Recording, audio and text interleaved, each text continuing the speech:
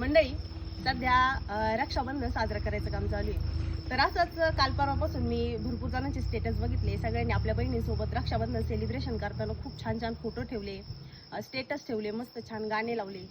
आणि ह्याच 7-8 दिवसाच्या कालावधीमध्ये मी काही जणांच्या कमेंट वाचल्या, माझ्या व्हिडिओच्या पण कमेंट वाचल्या आणि दुसऱ्या ज्या महिला आहेत ज्या व्हिडिओ बनवतात त्यांच्या पण मी कमेंट वाचल्या.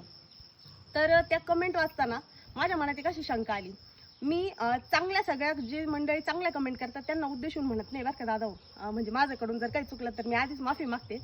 पण ज्या मंडळी जे दादा आहेत, खास करून पुरुष मंडळी, ते जाणून बुजून काही घाणेरड्या कमेंट करतात किंवा चुकीच्या कमेंट करतात. तर मला त्या कमेंट करणाऱ्या व्यक्तींना सांगायचंय, घाणेरड्या कमेंट करणाऱ्या किंवा चुकीच्या कमेंट करणाऱ्या व्यक्तींना मला विचारायचंय की दादा, तुम्ही आत्ता ज्यावेळेस तुमच्या बहिणीकडून राखी बांधून घेतली, जर ती असे काही व्हिडिओ बनवत असती, चांगले म्हणा वाईट म्हणा, तर तुम्ही तिला अशा कमेंट करून काही गोष्टी विचारल्या असत्या का? म्हणजे तिला एखादी गोष्ट जर समजून सांगायची असती तर ती अशीच घाणेरड्या भाषेत समजून सांगितलं असतं का? थोडासा विचार करा. कारण काय होतं माहिती का, भरपूर आता सध्या सोशल मीडियाचा जमाना आहे. मीच काय, भरपूर महिला मंडळ या ठिकाणी सोशल मीडियावरती असतं. कोणी चांगले व्हिडिओ बनवतो, कोणी वाईट व्हिडिओ बनवतं. आता आम्ही स्वतः व्हिडिओ बनवतो, याच्यामध्ये वाईट तर काही नाही, तुम्हाला पण माहिती.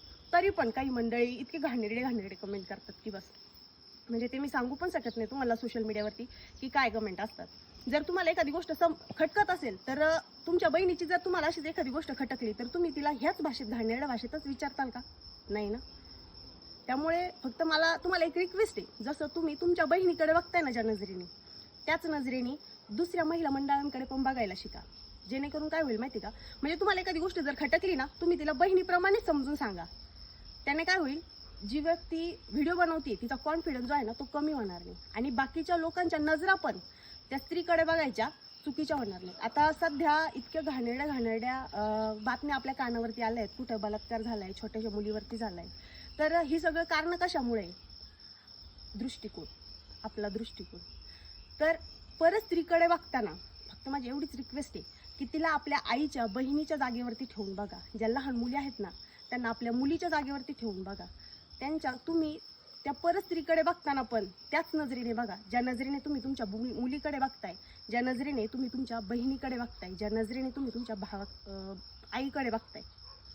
तेव्हा खरा रक्षाबंधन साजरा होईल. जर माझ्याकडून काही चुकलं असेल तर मला माफ करा, पण मी तुम्हाला जे काही म्हटलंय त्यावरती नक्की एकदा विचार करा आणि मला कमेंट करून सांगा माझं काही चुकलंय.